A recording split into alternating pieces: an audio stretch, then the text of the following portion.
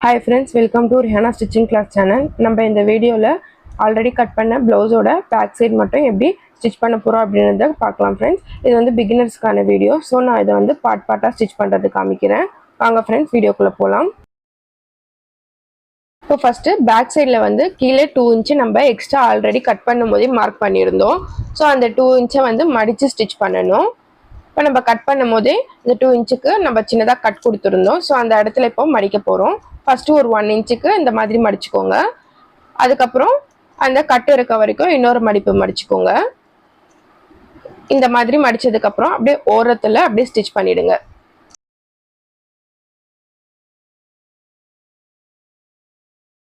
இப்போ இந்த மாதிரி ஸ்டிச் பண்ணியாச்சு. இப்போ ஸ்டிச் பண்ணதுக்கு அப்புறம் நமக்கு வந்து பேக் சைடுல வந்து ரெண்டு சைடு டாட்ஸ் இருக்கும்.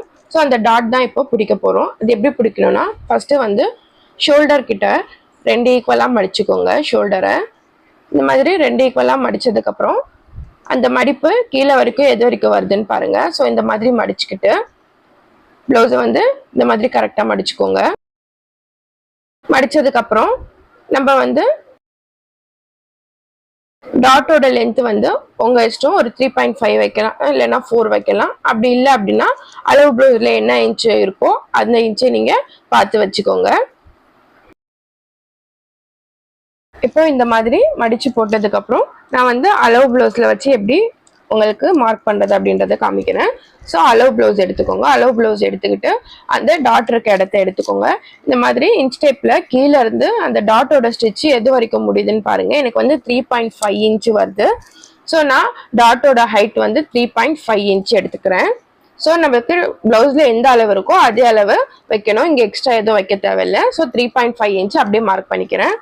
ஸோ கிளாத்தை வந்து சரி பண்ணிட்டு 3.5 இன்ச் மார்க் பண்ணிடுங்க.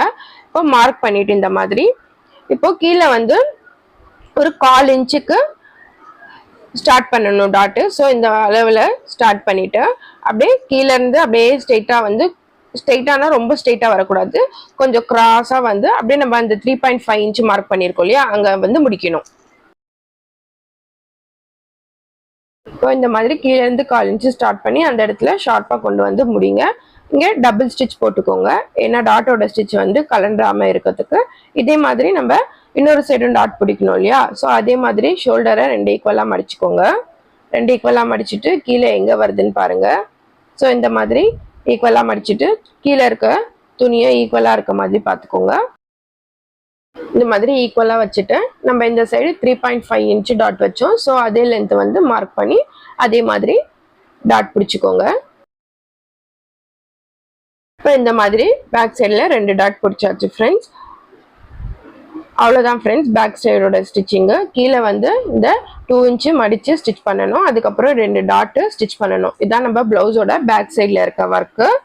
இந்த ஹெம்மிங் பண்ணுறது வந்து நம்ம பேக்கு ஃப்ரண்ட் எல்லாம் ஜாயின் பண்ணதுக்கப்புறம் மேலே ஹெம்மிங் பண்ணிக்கலாம். ஸோ ரெண்டு டாட் மட்டும்தான் பிடிக்கணும் கரெக்டாக.